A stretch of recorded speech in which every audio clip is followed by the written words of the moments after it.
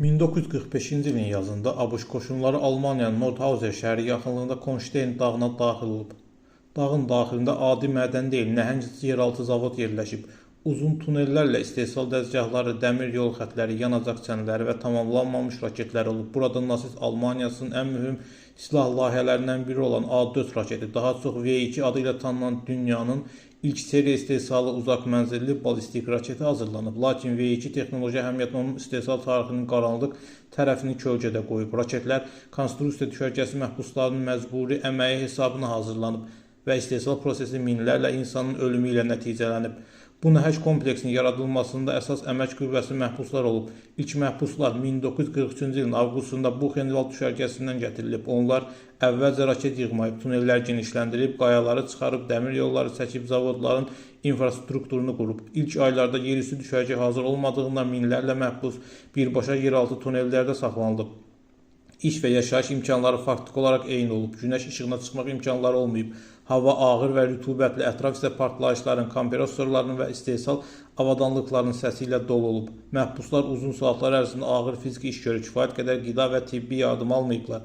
Nəticədə zavod hələ tam fəaliyyətə başlamamış çoxlu insan həyatını itirib. Bu sistemdən təxminən 60 min məhbus keçir və ən azı 20 mini ölüb. V2 təxminən 14 metr uzunluğunda maye yanacaqla işləyən mühərrik raketi olub. Onun mühərriki təxminən 25 ton dartı qüvvəsi yaradıb. Raket yüksək sürət hərəkət etdiyinə hədəfdəki insanlar onun yaxınlaşmasını əvvəlcədən müəyyənləşdirə bilməyiblər.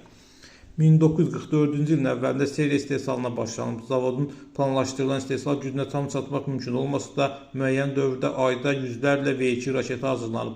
1944-cü ilin sonlarında burada V1 qanadlı mərmilərin istehsalı da həyata keçirilib. Zavodda Alman mühəndislər və mülki işçilərlə yanaşı minlərlə məhbus çalışıb. Ağır şəraitə baxmayaraq bəzi məhbuslar istehsalı ləngitmək və avadanlıqlarını sıradan çıxarmağa çalışıblar. V2-nin mühərriki texniki quruluşu səbəbindən bir sıra nasazlıqlara səbəb olub. Buna baxmayaraq nasist rəhbərliyi istehsalda yaranan problemlərə son dərəcə sərt reaksiya verib. Sabotajda şübhəli bilinənlər edam edilib.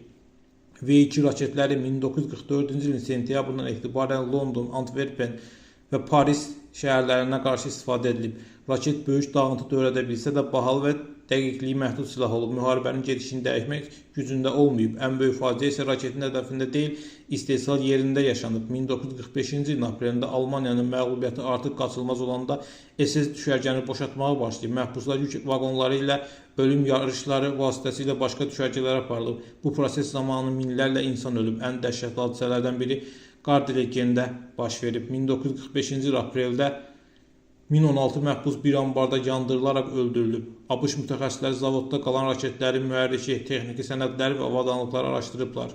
Müharibədən sonra V2 texnologiyası həm ABŞ həm də Sovet İttifaqının raket proqramlarında ciddi istifadə olunub.